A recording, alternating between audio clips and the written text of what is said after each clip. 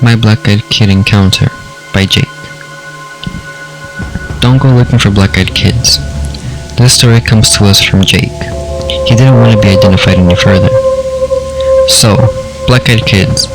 The mere idea of them terrifies me. It didn't used to. In fact, I didn't understand what the big deal was. I don't know why.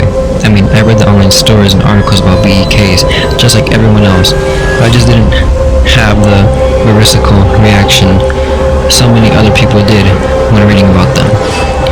So I embarked on a quest. I'd show people just how unscary these things were. Whatever they were, who knew if black-eyed kids was even a real thing? I'm the kind of person who needs to see it for myself.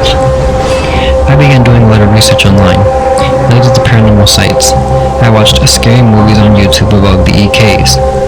And, for everything I gathered, they found you.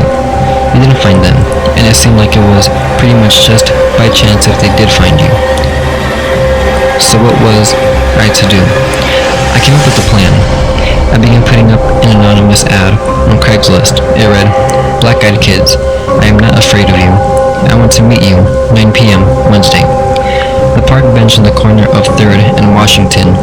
Show me why I'm wrong, and I should be afraid." The bench was only like a block from my apartment, so every Wednesday I would walk down there and see if anyone or anything came by. I usually wouldn't sit there. I'd stand back and watch. I'm not stupid. I'm gonna be afraid for black-eyed kids, but I know the internet can attract some nuts, and it did, occasionally. Nothing exciting enough to write about, though. A couple of birds and some teenage kids joking around.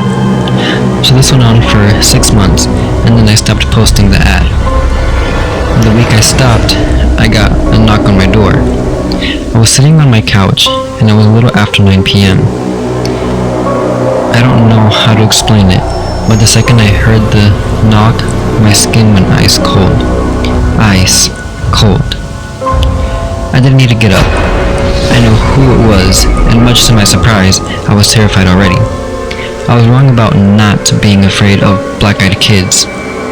The fear is on a different level, an instinctual, primal level. But still, I managed to get up and open the door, and yep, there was a kid, about 9 years old, olive skin, black hair, silver black eyes, staring up at me. "Can I come in?" he asked. I was speechless. After what seemed like an eternity, I responded with a no, and I began closing the door. "We missed you at the park tonight," the boy said.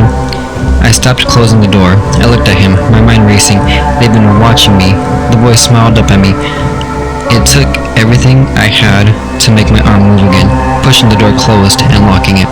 As soon as I shut the door, I gasped for air. I hadn't been breathing. I sat back against my wall, facing the closed door. Knock, knock, knock. He was still there. I waited. Nothing. It took me at least an hour to move from that spot, staring at the door. I didn't sleep that night, or the next night. Eventually, I collapsed with exhaustion at my desk at work, only to be awakened minutes later by a nightmare memory of that boy. It's been 6 months. I can't explain the fear that washes over your body when you see the eyes of these kids, and the state of your mind. The way your body wants to listen to what they're telling you, what they are asking. I thought if I told you my story, it would help me get over what happened and warn others. I'm positive these kids are evil, and the people they meet who can't resist whatever power they wield. I don't think we will ever hear from those people.